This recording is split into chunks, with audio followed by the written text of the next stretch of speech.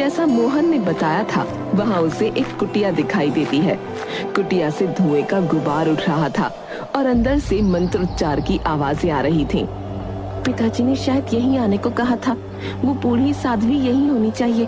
अंदर जाकर देखती हूँ, मुझे अंदर जाना चाहिए। काजल कुटिया के दरवाजे पर दस्तक देती है और कहती है, कोई है? आओ बेटी, भीतर आ जाओ, तुमसे ही मिलने की प्रतीक्षा थी मुझे। काजल कुटिया के अंदर जाती है। वहाँ एक बूढ़ी साध्वी बैठी थी। उनकी आंखों में गहरा तेज था। माताजी प्रणाम, मैं रायगंज से आई हूँ। मुझे आशीर्वाद दीजिए कि मेरा कार्य सफल हो। आशीर्वाद तो दूंगी, बड़ी जल्दी में हो बेटी, तनिक धैर्य करो। बिना संयम और अध्ययन के कार्य सफल नहीं होते। जहाँ से कोई सीख मिले सीख लेनी चाहिए। तुम्हें कुछ सीखने की आवश्यकता है। तुम्हारे पास कोई सिक्का है? सिक्का? हाँ है तो, पर क्यों? मुझे एक सिक्का दो, मैं तुम्हें एक महत्वपूर्ण बात बताऊंगी। सीखने की ललक नहीं है क्या तुम्हारे अंदर? काजल झिझकते हुए अपनी पोटली में से एक सिक्का निकालकर साध्वी को देती है। लीजिए माताजी, और मुझे आप सीख दें। ध्यान रखना, कभी बेईमानी मत करना। सच्चाई का रास्ता कठिन हो सकता है, पर अंत में यही जीतता है। ये तो मुझे पहले से पता था। और कुछ? हाँ, अगर और जानना चाहती हो तो एक और सिक्का दो। काजल को इस सिक्के वाला खेल समझ नहीं आता, पर वो एक और सिक्का देती है। प्यार करना, लेकिन शादी से पहले ऐसा कुछ मत करना जिससे तुम्हारे आंचल पर कलंक लगे। माताजी, आप बहुत विचित्र बातें कर रही हैं। मैं भला ऐसा कुछ क्यों करूंगी? और जानना है? अब तीसरा सिक्का क्यों न दे दूं, शायद कुछ काम की बात हो। आप लीजिए। जिसे मदद की जरूरत हो उसकी मदद जरूर करना, यही मानवता का धर्म है। 3 सिक्के खर्च हो गए। साध्वी होते हुए भी ये सिक्के क्यों ले रही है? माताजी, अब मैं चलती हूँ। जाओ बेटी, अपने रास्ते पर सदा सच्चाई और अच्छाई का पालन करना। काजल कुटिया से निकलकर वीरपुर पहुंचती है। वहां वीर प्रताप की हवेली पर दस्तक देती है। कौन हो तुम और यहाँ क्या काम है? मैं रायगंज के मोहन की बेटी काजल हूँ। वीर प्रताप जी उन्हें जानते हैं। नौकर काजल को अंदर बुलाता है और काजल वीर प्रताप के सामने खड़े होकर अपना परिचय देती है और कहती है, पिताजी ने बताया कि आप हमारे रिश्तेदार हैं, इसलिए मैं काम की तलाश में चली आई। अच्छा अच्छा, ठीक है। रायगंज के मोहन की बेटी हो। ठीक है, तुम्हें रसोई में काम करना होगा। जाकर तारा से मिल लो। काजल रसोई में पहुंचती है, जहां कई नौकर चाकर काम में लगे थे। अरे नई लड़की आई है, तुम्हारा नाम क्या है? काजल। और आपका? मैं तारा हूँ और ये परी है। हाँ, और आज का दिन तुम्हारे लिए निरीक्षण का है। बस देखो कि काम कैसे होता है। ज्यादा इधर उधर ध्यान न देना, बस अपने काम से काम रखना, समझी? ठीक है, समझ गई। काजल देखती है कि वो लोग बेईमानी कर रहे हैं। अच्छे अनाज में खराब अनाज मिलाकर रखते हैं और बचा हुआ अनाज खुद के लिए छुपा लेते हैं। ये सब गलत है। मालिक को पता चलेगा तो क्या होगा? और ऐसा करने से मालिक की तबीयत भी खराब हो सकती है। ज्यादा समझदार बनने की कोशिश मत करो। हमें 15 साल हो गए हैं, मालिक को आज तक कुछ ना हुआ। थोड़ी बहुत चोरी से किसी का क्या ही बिगड़ता है। काजल को साध्वी की बात याद आ जाती है। कभी बेईमानी मत करना। उन साध्वी ने सही कहा था, मैं कभी बेईमानी नहीं करूंगी। अगले दिन काजल पूरी ईमानदारी से काम करती है। खाना इतना स्वादिष्ट बनता है कि वीर प्रताप चौंक जाते हैं।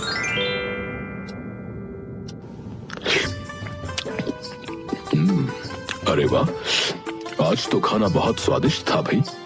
मैं तो उंगलियां ही चाटता रह गया। आज का खाना किसने बनाया है? मैंने बनाया था मालिक। इतना स्वादिष्ट खाना तो मैंने आज तक नहीं खाया। इसका राज क्या है? किसने सिखाया तुम्हें इतना स्वादिष्ट खाना बनाना? मालिक, इसमें मेरा कोई विशेष गुण नहीं है। राज जानने के लिए आपको खुद रसोई में आना होगा। कल देख लीजिएगा। ठीक है, कल देखता हूँ। अगली सुबह काजल वीर प्रताप को रसोई में बुलाती है। उस समय खाना बनाने की बारी तारा की थी। साहब, अब समय आ गया है, आप जाने कि कल का खाना इतना अच्छा क्यों बना था। क्या मतलब? सीधा बोलो लड़की। कल का खाना इतना स्वादिष्ट इसलिए था क्योंकि कल मैंने बिना मिलावट के सामान से खाना बनाया था, लेकिन इस समय रसोई में जो गड़बड़ हो रही है वो आपको देखनी चाहिए, जिसके चलते खाना अच्छा नहीं मिला आपको कभी। गड़बड़? चलो दिखाओ। वीर प्रताप रसोई में पहुंचता है। वहां तारा और परी चावल में मिलावट कर रही होती हैं। ये क्या हो रहा है यहाँ? ये अनाज में मिलावट क्यों हो रही है? साहब, वो तो हम बस। थोड़ा? मैं तुम्हें काम करने के भरपूर पैसे देता हूँ और तुम मेरी पीठ पीछे ये हरकतें करती हो। मालिक, माफ कर दीजिए, हमसे गलती हो गई। गलती? तुम्हारी हिम्मत कैसे हुई? नमक हरामी कर रहे हो तुम लोग। अगर काजल मुझे नहीं बताती तो तुम लोग न जाने क्या बेईमानी करते। तारा और परी रोने लगती हैं और वीर प्रताप के पैर पकड़ लेती हैं। तभी वीर प्रताप का बेटा संजय वहां आ जाता है। पिताजी, इन्हें माफ कर दीजिए। अक्सर लालच में आकर कई बार नौकर ये काम कर बैठते हैं। माफ कर दूं? इन्हें यहां से निकाल दूंगा, और वो भी तुरंत। पिताजी, हो सकता है इन्हें दूसरा मौका देने से ये सुधर जाएं। और ये सेवक हैं, हम मालिक। हमें इन्हें माफ कर सुधरने का एक अवसर अवश्य देना चाहिए। ठीक है, माफ कर रहा हूं, लेकिन याद रखना, अब रसोई की जिम्मेदारी पूरी तरह से काजल के हाथ में होगी। ये सुनकर तारा और परी का चेहरा उतर जाता है और वीर प्रताप गुस्से में वहां से चला जाता है। रात में काजल अपने कमरे में थी। अचानक दरवाजे पर उसे खटपट सुनाई देती है। वो दरवाजा खोलती है तो सामने संजय खड़ा था।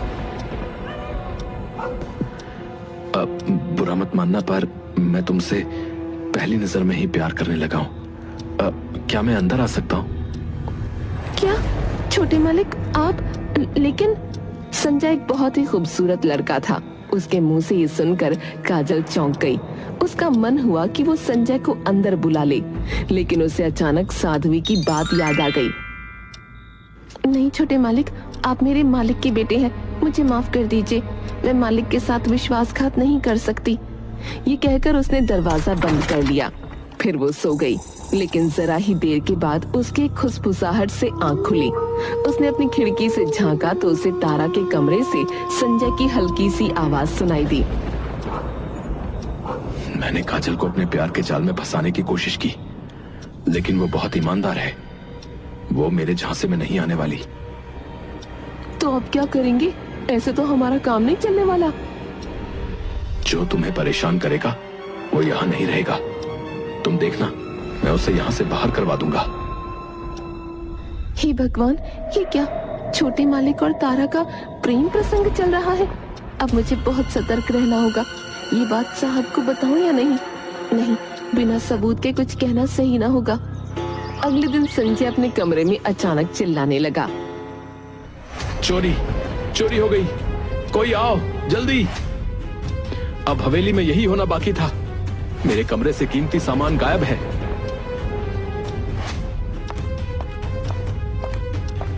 क्या?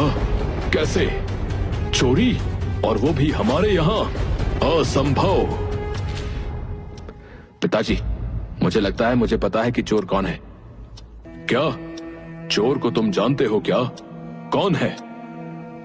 काजल।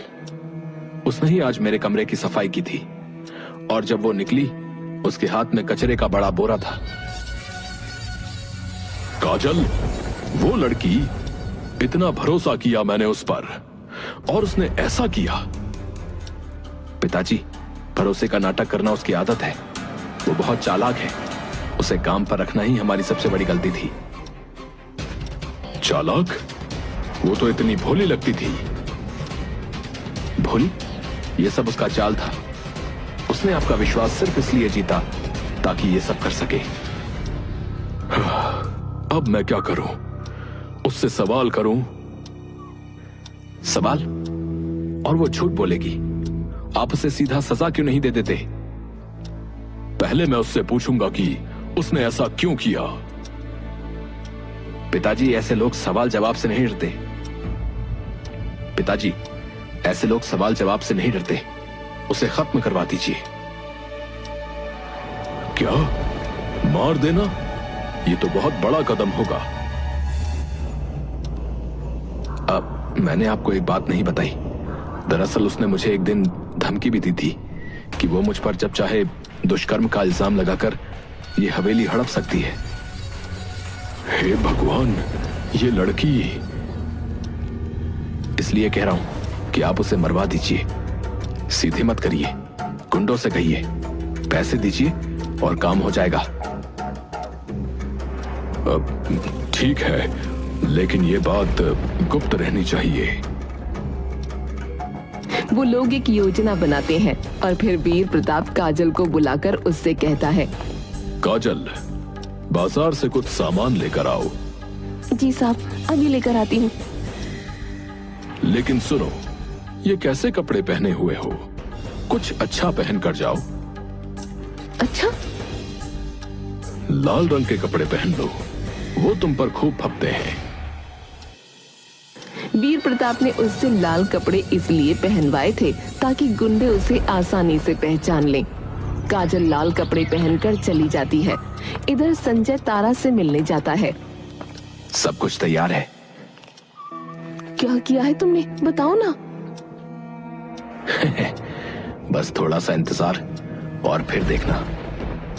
तभी वीर प्रताप संजय को ढूंढने लगता है। संजय, कहाँ हो तुम? अरे पिताजी मुझे बुला रहे हैं और वो शायद यहीं आसपास खड़े हैं। मैं तुम्हारे कमरे से नहीं निकल सकता। ऐसा करो, तुम जाकर उनकी बात सुन लो। ठीक है। तारा कमरे से बाहर आती है। जी साहब, बताइए क्या काम है? संजय मिल ही नहीं रहा। बाजार से कुछ सामान लाना है, तुम चली जाओ। ठीक है, आप परेशान मत होइए, मैं चली जाती हूँ। तारा बाजार जाती है। इत्तेफाक की बात थी कि उसने भी उस दिन लाल कपड़े पहने थे। उधर काजल रास्ते में एक बूढ़ी औरत को देखकर उसकी मदद करने लगती है, क्योंकि साध्वी ने उससे कहा था कि जिसे मदद की जरूरत हो उसकी मदद जरूर करना। इसलिए बाजार पहुंचने में उसे देर हो जाती है, पर तारा वहां पहुंच जाती है। यही है वो लड़की। काम पूरा करो। गुंडे आपस में लड़ने लगते हैं और लड़ते लड़ते तारा के पेट में तलवार उतार देते हैं। वो ऐसा दिखाते हैं जैसे ये एक दुर्घटना हो। ये करके वो वहाँ से भाग जाते हैं। तभी काजल बाजार पहुँचती है। ये क्या हो गया? तारा, तारा! वो पूरी तरह से घबरा जाती है। आसपास लोग इकट्ठा हो जाते हैं। कोई मेरी मदद करो, ये लड़की, इसे हवेली तक ले जाने में मेरी मदद करो। कुछ लोग तारा की लाश को उठाकर काजल के साथ हवेली पहुंचते हैं। काजल फूट फूट कर रो रही थी।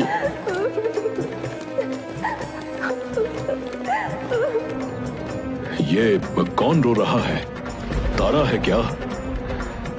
हाँ पिताजी, शायद वही है। काम पूरा हो गया, चलिए बाहर चलें। दोनों बाहर आते हैं और काजल को जिंदा और तारा की लाश देखकर हैरान रह जाते हैं। काजल, तुम? तारा, ये मेरी गलती है, मेरी गलती। शांत हो जाओ संजय, ये क्या बोल रहे हो? पिताजी, मेरा और तारा का प्रेम प्रसंग चल रहा था, लेकिन काजल ने आकर तारा की बेइज्जती कर दी थी। मैंने? हाँ, तुमने। इसीलिए मैंने और तारा ने तुम्हें हवेली से निकालने की सोची। तारा तुम्हें सिर्फ हवेली से निकालना चाहती थी, लेकिन मैंने तुम्हें मारने की चाल चली, पर यह चाल उल्टी पड़ गई। तारा ही मारी गई। तुम्हारी नफरत ने तुम्हारी अपनी प्रेमिका की जान ले ली संजय। धिक्कार है तुम पर संजय, तुमने हवेली की इज्जत मिट्टी में मिला दी। निकल जाओ यहाँ से, अभी के अभी। संजय रोता हुआ हवेली छोड़कर चला जाता है।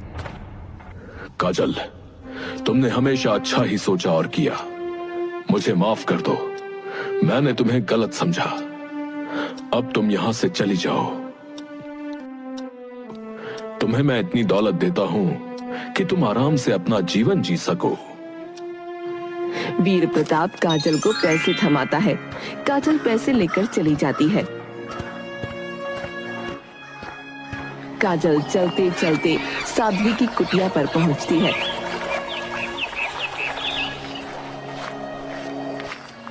साध्वी माँ, मैं सफल हो गई, लेकिन एक बात समझ नहीं आई, आपने ज्ञान देने के सिक्के क्यों लिए?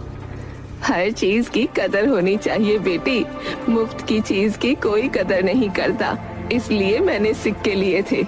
ये लो, अपने सिक्के वापस ले लो, इनका उद्देश्य पूरा हो चुका है। आपका धन्यवाद। फिर काजल अपने गांव लौटती है।